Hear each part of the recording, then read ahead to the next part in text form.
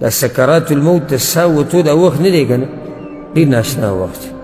که چېرته مړی دې لیدلی بالکل څوک چې مري او په خوا کې ورسره ناست نو اندازه به یې راته وي چې څومره ناشنا وخت. خدا د شیخ سے پورا بیان دی در باندې اور میں سکرات الموت کله چې په انسان باندې مرګ راشي د مرګ سخته دا به هر انسان باندې راځي نو پورا بیان دی راځي چې ټولې په شریکه باندې وورو. دا سکرات الموت د ساه وتو دا وخت نه دی که نه ډېر ناشنا وخت که چېرته مړی دې لیدلی څوک چې مري او په خوا کې ورسره ناست نو اندازه به یې راته وي چې څومره ناشنا وخت. او الله سبحانه وتعالی په قرآن کې دغه منظر څه ناشنا بیان کړی دی څه واضح بیان کړی دی خو که څوک چېرته د عقل خاوني او د سترګو خاوني نو هغه به ترې عبرت والي. الله وایي کلا اذا بلغت التراقي الله وایي کله چې دا ساه راورسي ترقوي ته دې مرۍ ته وقیل من راق او خلق چغې کوي څوک دمګری وله راولي څوک ډاکټر راولي څوک راولي چې هسپتال ته یې بوځي څوک راولي چې ویې ګوري څوک راولي چې دوایي وله ورکي حکیم راولي مولوي صاحب راولي سخته پې ډېره شوې ده دا چغې چغارې جوړي ده هغه انسان په خوا کې چې په هغه باندې ځنکدني الله وایي وظن أنه الفراق الله وی دو خود دا چلی وی هغه ته یقیني پته چې دا وخت د جدایي وخت دی او هغه ګورې خبرې نشي کولی د مرګ دا سخته دومره زورورې که نه چې دا د سړي ژبه هغه چاړی کوي د سړي دا سترګې دا ګډې وډې کوي د سړي دا غوږونه دا ګډ وډ کوي د مرګ دا سخته ډېره زوروري یعنې دې راته په دغه ټیم کې پخپله وایي چې ما نه غلی شئ ما مه تنګوئ او بعضو مړو هغه کسان چې مرګ پر راغلی بعضو ویلي هم دي چې چا ته طاقت میلاو شوی دی ویلي هم دي چې ما مه تنګوئ ما نه غلی شئ دې پوه شي چې زما د بدن نه ساه وځي او دا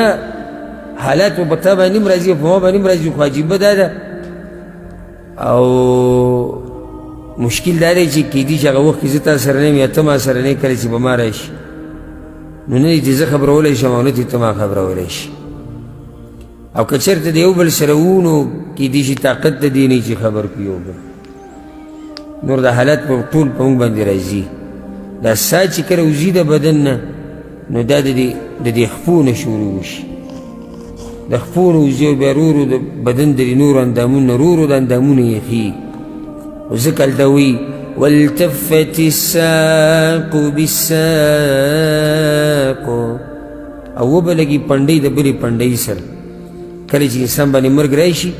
د تکلیف د لاسه د پنډۍ د یو بل سره جفتي کړي او یا چې مراد پنډۍ د کفن ده او پنډۍ د انسان نو پنډۍ د کفن ولګي پنډۍ د انسان سره په بل ځای کې الله سبحانه وتعالی د ساه وتو یو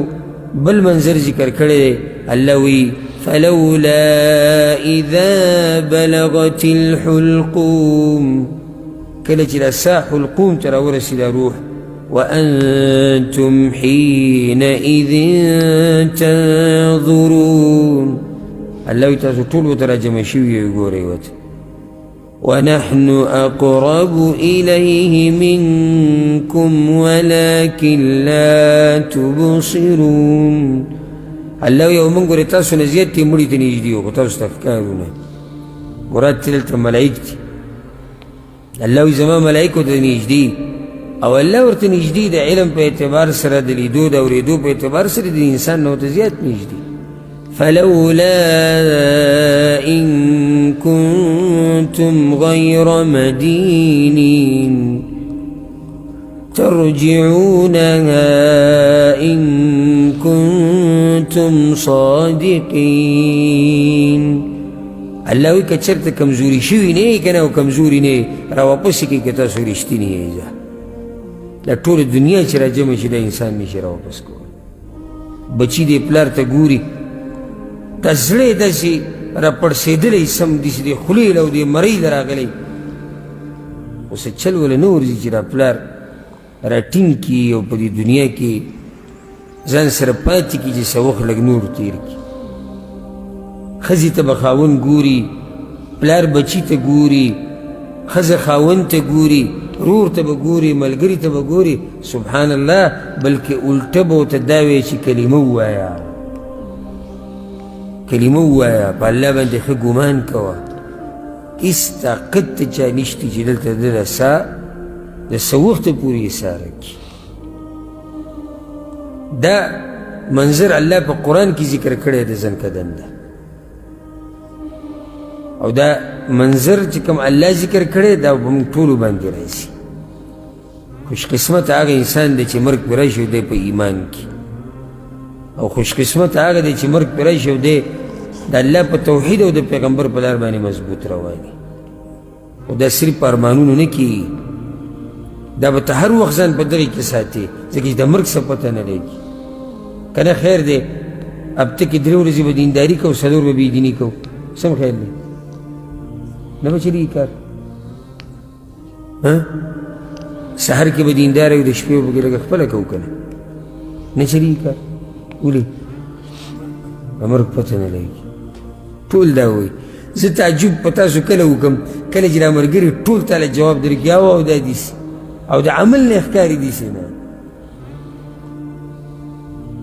یعنې د انسان په خپله په ځان حجت قایموي. ګوره ها، یعنې چې الله قیامت پر ورځ رانه تپوس کوي، ته خو بلکل پوه نه وي، او یا الله پوه، تا ته دې هر څه پته نه و، او یا الله پته، بیا دې نه دي کړي. یعنې موت ته په خپله په خپل ځان حجت قایم وکړه. نو دا د مرګ سخت دی چې په پیغمبر صلی الله علیه وسلم باندې راغلی دی. دویم حدیث یې راوړی دی، عایشه رضی الله عنها وایي وکان رجال من الاعراب جفاه، وی بعض بانډچیان به راتلو چې هغوی ډېر سخت خویه خلک وو، خویونه یې ډېر سخت وو. د بانډچیانو خوی سخت دي ځکه چې هغوی د ښار نه لري، د تعلیم نه لري، د علماو نه لري. خداو د شیخ صاحب اهم بیان چې تاسو واورېدلو،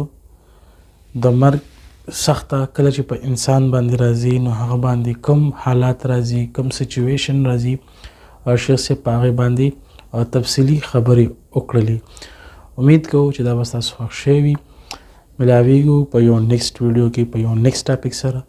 په یو نیکسټ لیول کې. موږ له راکړه اجازت. السلام علیکم ورحمت